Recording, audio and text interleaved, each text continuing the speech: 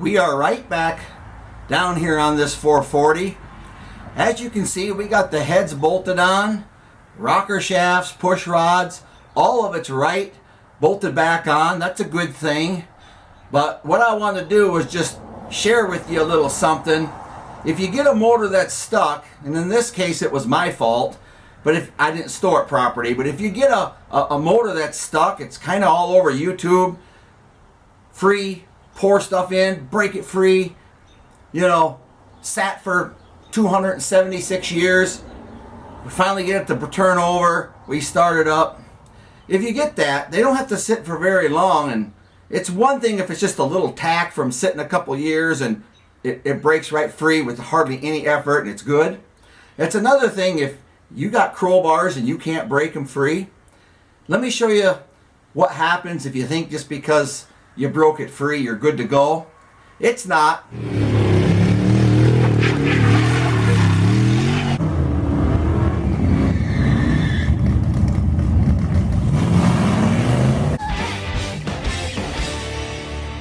But a thought crossed my mind. Imagine that. I know that there's a lot of people out there with videos that they get an engine and it's got a rusted stuck cylinder and they pour all kinds of transmission fluid or PB blaster, whatever, in there, and they finally get it to break free and they get it to fire off and they say, good enough. But let me show you. Let me show you one thing here that why it's not. This 440 had one cylinder with some light rust in it due to my negligence. I didn't store it right. It was a perfectly good engine. Clean, clean, clean everywhere. But I didn't store it right. Low mileage out of a RV. But moisture, water got into one cylinder. It took me a little bit to break it free.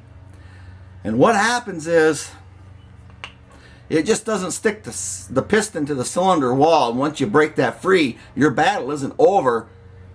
Not only do you got a rough surface on your cylinder wall, which we're going to try to take care of today, but I want you to look at this piston.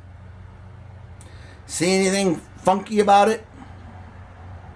What's wrong with this piston? There's really nothing with the piston, but those rings are stuck in the landings. They're completely collapsed and seized inside there.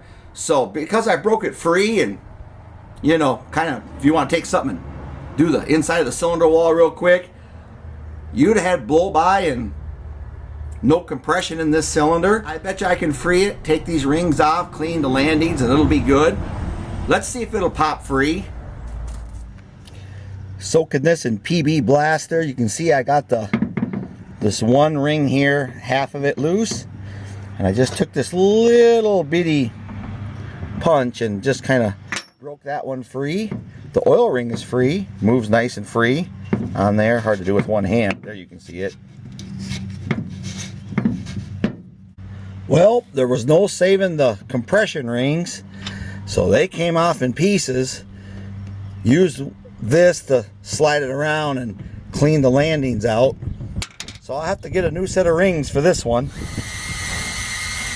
And this is, my friends, why you store an engine properly, or if it hasn't been stored properly either by you or the previous owner, why it's important that you take it apart if it's got rust in the cylinders and free those rings from the landing.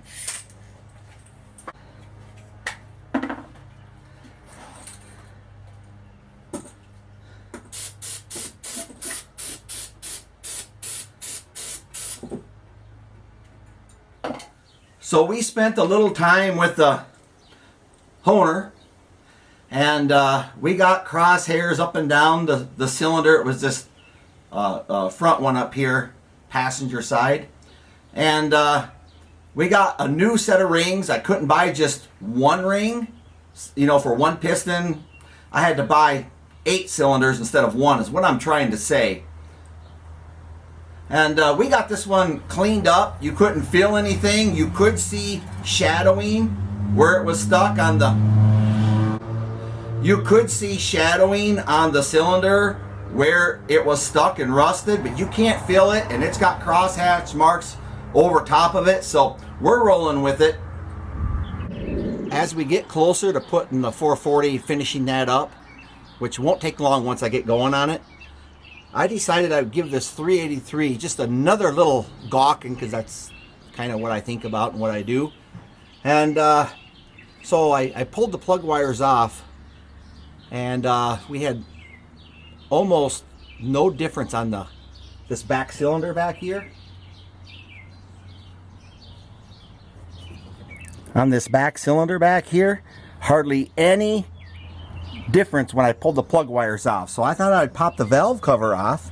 You can see she looks nice and clean. But I'll show you something I discovered.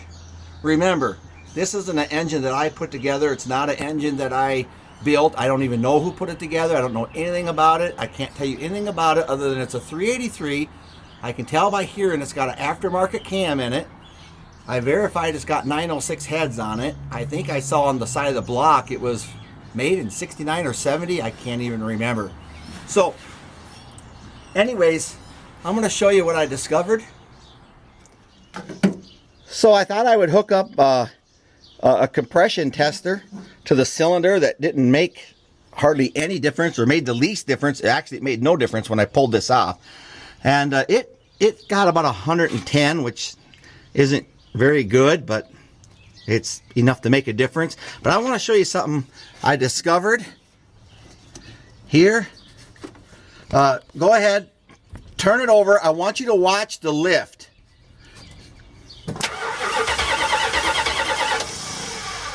All right. Now watch the back cylinder. Go ahead. Okay, stop. I don't know if the camera is showing you this, but go ahead and do it again. Yeah. A little bit more. Again. Okay, there's all the way up. Go ahead, do it again. Again. Again. Again. That's a lot of lift. Now watch the back one back here. Go ahead, do it again.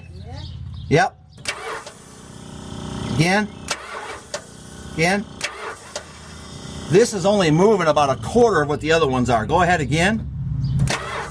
That's it. See that little bump down and back? So I'm only getting about a 25% of the lift off of that cylinder versus the other ones. That's two things. One of two. It's either them lobes are flat in the back, or bent push rods on that cylinder. Come down here. The rockers feel the same, like they should. No up and down. So I'm thinking when I bought this, it probably had a few lobes flat, and I'm not saying that the previous owner knew it. I don't think by talking with him he knew all that much about it, or pretty good actor. But anyways, I'm gonna pop the rockers off real quick, and I'm gonna look at the push rods and see if they're bent. If they're not bent, I'm gonna say she's missing some lobes, which is why it's missing a lot of horsepower if you saw some of the previous videos on this. Goodness, you never know what you buy. That's why I almost never buy a built motor unless the car's running tip top. You buy someone else's project, beware, buyer beware. I'm not crying.